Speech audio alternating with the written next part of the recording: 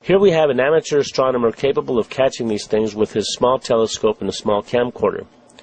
As it always goes with discoverers of great things, he has no funding, no high-end telescopes, no high-end cameras. He has found something that through his apparatus that he invented is capable of capturing interstellar spacecraft.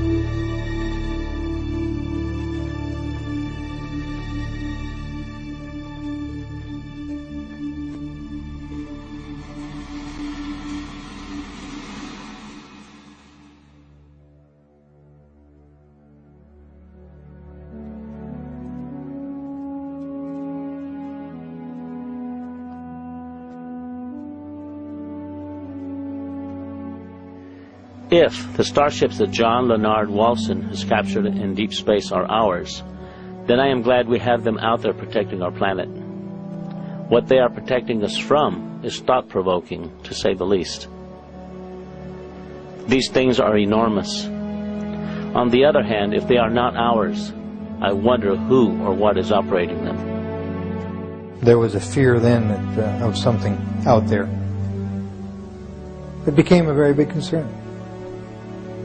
Asteroids, UFOs, people coming from other places.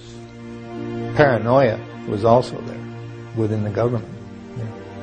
At certain levels, you could feel it. You knew it was happening.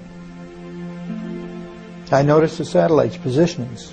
I said, now this is supposed to be a system that tracks radar anomalies on Earth, right? You know, the whole thing, the movement. Yep, that's what it does. And I said, well, why are half of them pointed towards the outer space? Towards the moon, towards areas that are just blank space. Well, I don't know, was the reply. He says, never thought about it. He says, well, at least half of those satellites you got up there aren't looking at Earth. I said, what are they looking for? He says, well, you got to have need to know about that. I said, I see. In other words, who's coming? He says, we don't know. End of subject. Ever since I got involved with John Leonard Walson, I always now look at the Big Dipper in a totally different way. I can't wait to have people all over the world seeing them. The great thing about the interstellar starships is we know where they are.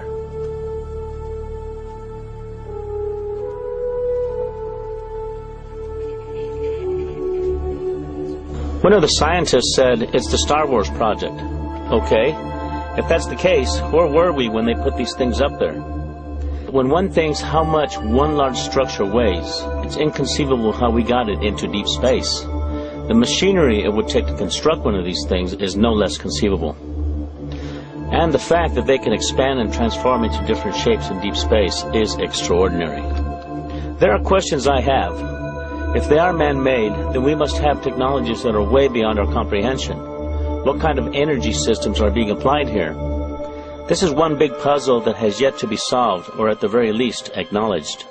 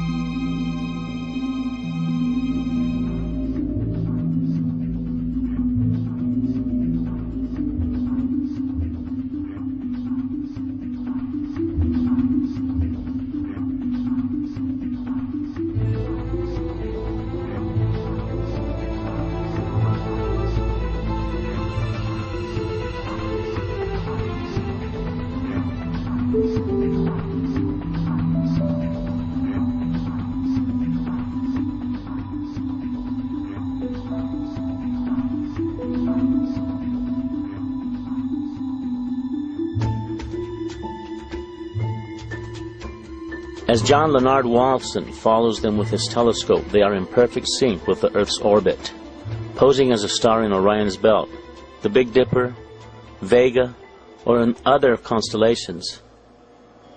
This means that perhaps if one structure is 2.5 light years away, it may be orbiting around Earth at millions of miles per hour. With those kinds of velocities, and with the capability of being able to effortlessly change and transform, it takes an enormous amount of energy. What kind of alloys are they made of that allows them to transform and retract at these velocities in deep space?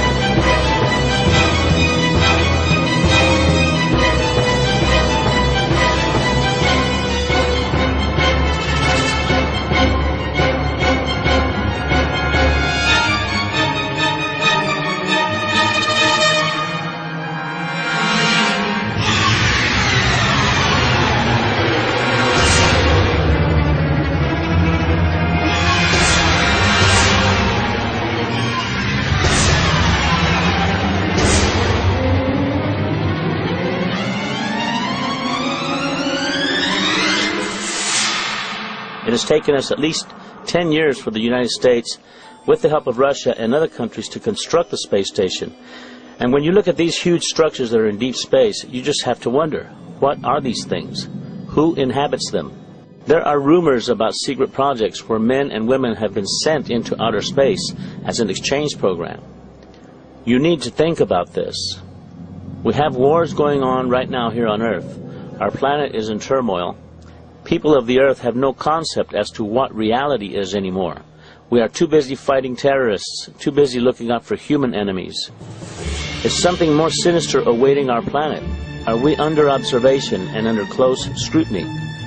We don't know what we are about to learn about the interstellar communities that are obviously among us, orbiting our planet in our immediate solar system. For the moment, we have barely tipped the iceberg.